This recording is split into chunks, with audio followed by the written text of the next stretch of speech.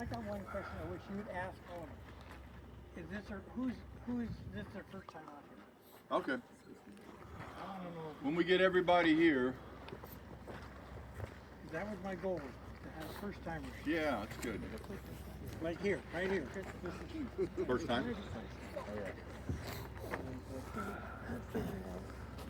For the audience, by a show of hands, how many is it the first time out here? I did good. Yeah. Thank you. The reason we do that is we want you to see this, to know what it is, to understand it. You can see it from the road over there. Hey! Don't be wandering out here.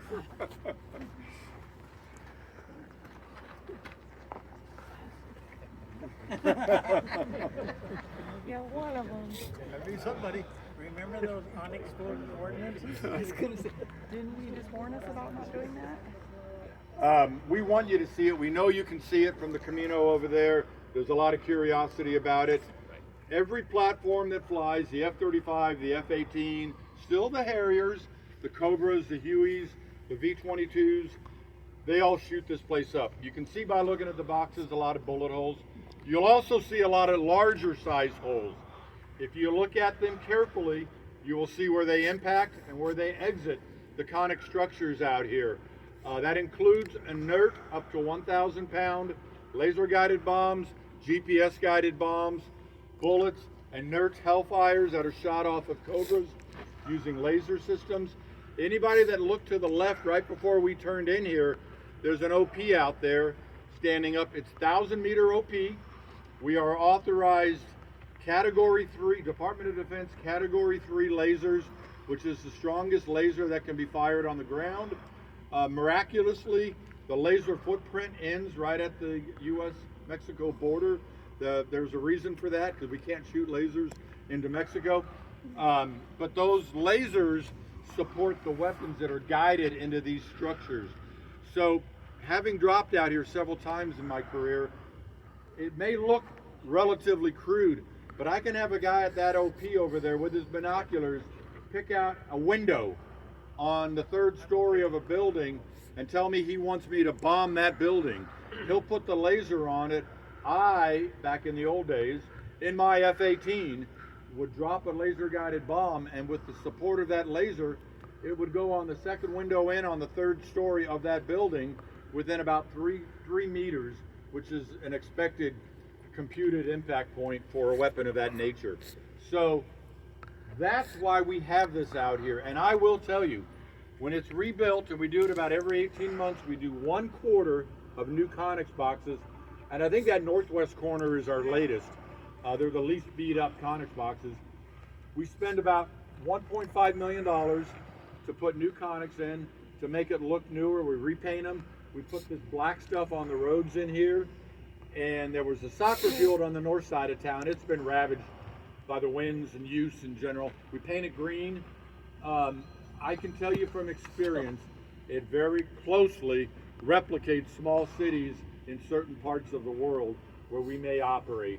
And that's why having that observation post out there, having lasers available, having pretty much unrestricted access to it is so valuable for aircrew.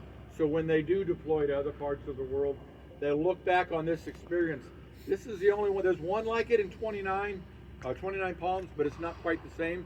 This is one of the few places they can drop up to 1,000 pound bombs and do what they do. And one thing I will tell you is that even though we carry 2,000 pound bombs on the aircraft, because of the precision we have now with both GPS and laser guided weapons, we're not using 2,000 pound bombs that much anymore, because the accuracy is so good on a 500 pounder or a 1,000 pounder. And believe it or not, we're shifting slowly to small diameter bomb, which has been tested up at Yuma Proving Grounds. That bomb is only 250 pounds and it contains 35 pounds of what we call energetics. But the way it's built, it's the equivalent of a 500 pound explosion when it detonates. We're getting smaller and smaller, more lethal in combination, that we can do those kinds of things because of the precision, the accuracy, and the lethality of the weapons that the aircraft are carrying.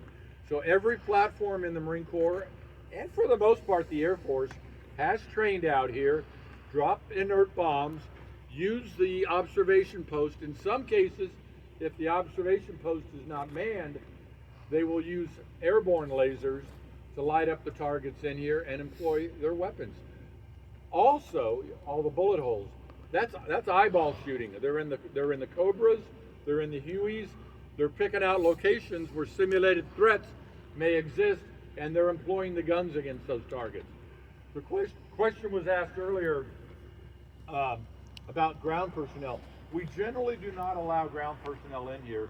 That's because I have to clear out all the dudded smoke cartridges. It's expensive, and if you do it on a Wednesday and I let somebody drop a bomb on Thursday, you really can't use it on Friday. So we don't do a lot of inserts or anything like that in here.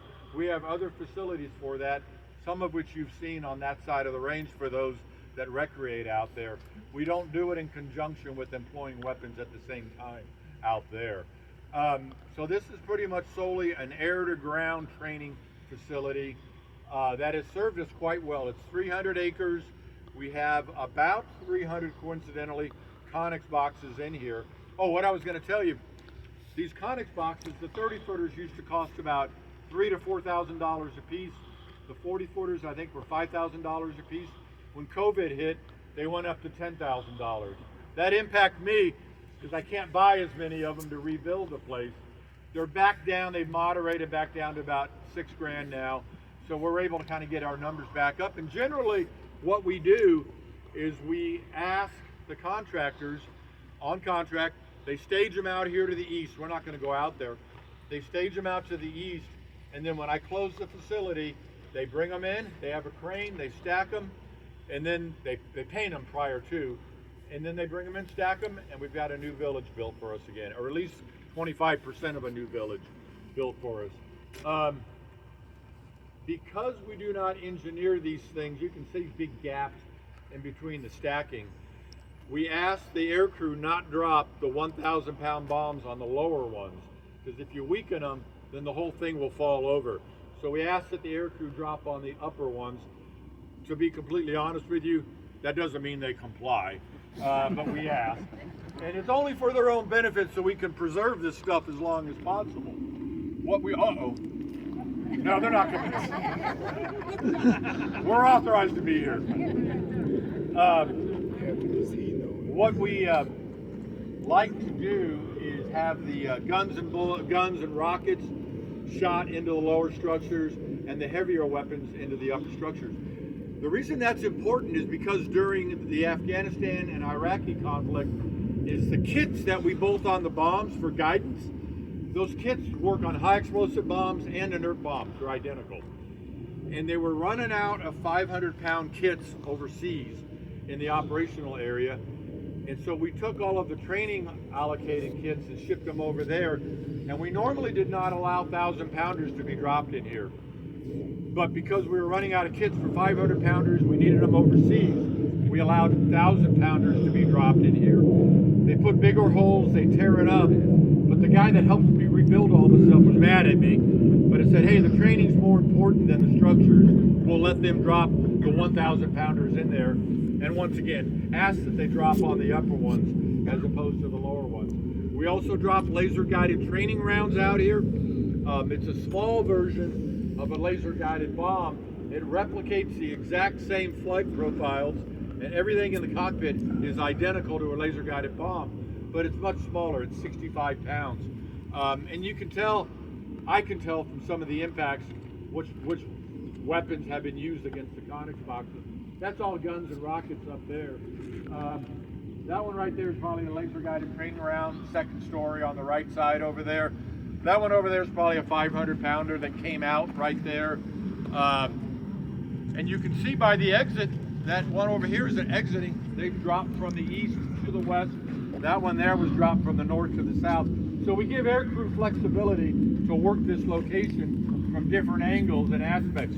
There are certain weapons, GBU 49 specifically, I actually have to close the Camino when we drop that.